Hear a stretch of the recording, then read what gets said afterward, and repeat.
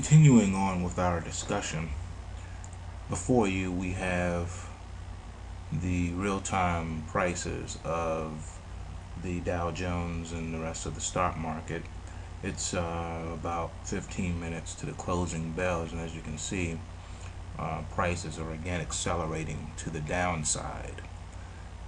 When we see situations like this tells us that the markets are trying to tell you something. It's preparing for something, okay? Now, in the last video, I explained to you the past and the present and the future of what is going down. Now we're going to get right into it.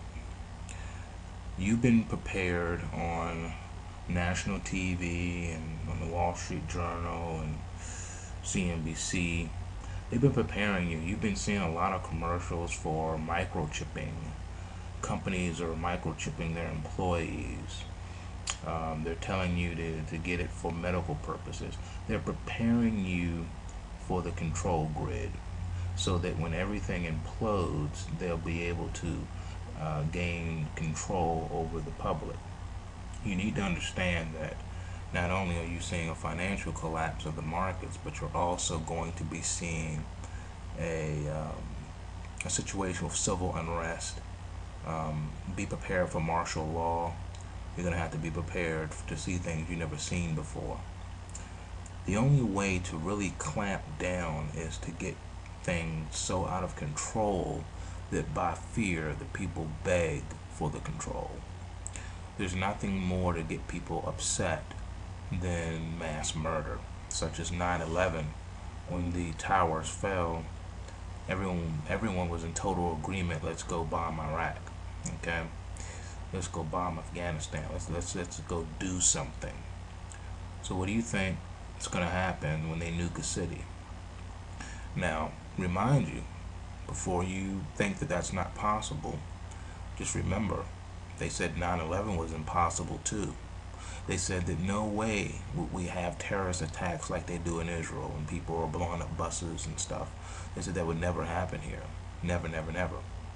Well, it did happen, okay? They're saying, oh, a nuclear thing will never happen, blah, blah, blah. You don't understand the agenda. The agenda is to totally collapse America from the inside out, even including its infrastructure. Why do you think that there are hundreds of bridges and things that are just dilapidated? Our infrastructure is extremely weak and vulnerable. It's being left in that condition for a reason.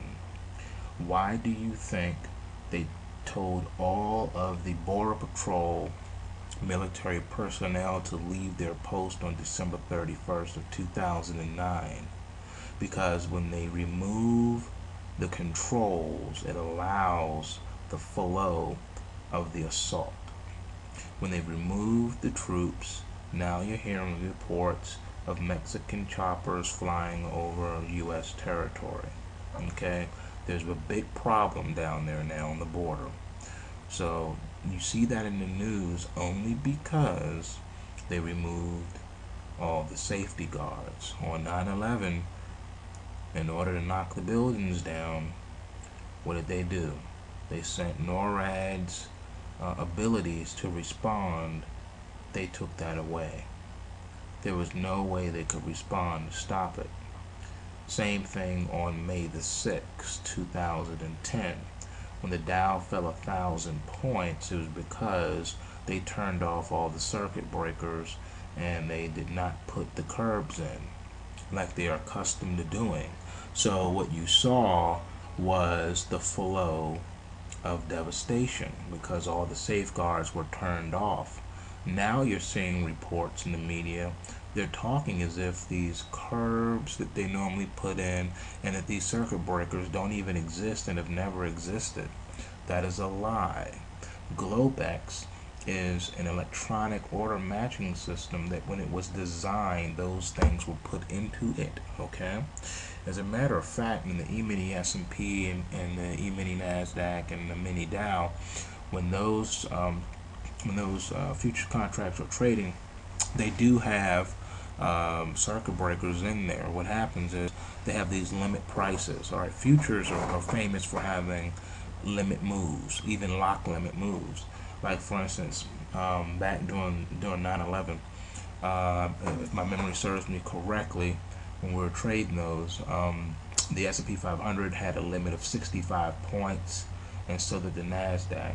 The E-mini Nasdaq, and the Dow futures was like 365 or 385 points, something like that. And once those price thresholds were triggered, then the market would have like a 5-minute cooling off period. And what will happen is, after that, then they would be allowed to resume trading, and they would just, let things go. But every time you hit those thresholds, there would be like a 5-minute pause, so to speak.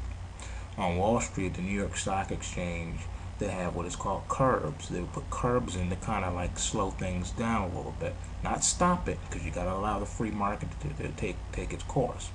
But they do have these curbs in to try to prevent overall, outright panic. Selling is fine as long as it's done orderly. Same thing when the market was bullish, curbs will be put in. You just don't want things to be out of control. You don't mind things going up in price if you're making money, but you don't want it to be out of control. So those mechanisms exist for a reason. What I'm saying to you now is that you're hearing a lot of rhetoric about a lot of different things. They're tossing around excuse me, the idea of world war. Just today you heard that North Korea was talking about nuke, all right, talking about nuclear war, talking about war. You're seeing all these things, even fear-mongering in the White House, talking about these things. Why? Because they want to create fear and panic, not just with words, but also in deed. They're preparing you. You must understand, they knew that this crash was coming. Okay, they knew that this was going to happen, so they're preparing for it. Remember, they need to destroy America, not just financially, but also physically, taking out its infrastructure, taking out everything that makes her tick. You need to understand that. So when the house of cards comes down, there'll be nothing to stop it, because they're taking away all of those forces that would have stopped it. Now, the way we track this is with the same thing that you hear in the media now, with these flash orders and algorithms and black boxes. Well, what do you think Pandora is? Pandora is a little black box. Pandora's little black box is an algorithm that has taken me over 16 years to put together and develop. It's analogous to the same thing that they're using at Goldman Sachs and JP Morgan and some of these other hedge funds and things like that they're accusing of manipulating the markets. Now, the difference is that my algorithms are designed to extract monies from the markets on a daily basis. Basically, it reads what they're doing based on order flow and momentum, and then it just piggybacks on it, like surfing waves. The surfboard is not the ocean. The surfboard is used as a device, as a mechanism to help you glide across the water. You're not trying to defeat the water or beat the water. You just want to flow with the water. Well, that's what Pandora's box is. That's one of the aspects of Pandora's box. There are other aspects to Pandora's box which I will have to slowly reveal to you, because if I gave it to you all at once, you wouldn't understand it. And to be quite frankly honest with you, you wouldn't even believe it. I'll just leave you with this. Have you heard of genetic algorithms? Have you heard of artificial intelligence? Computers that can actually think.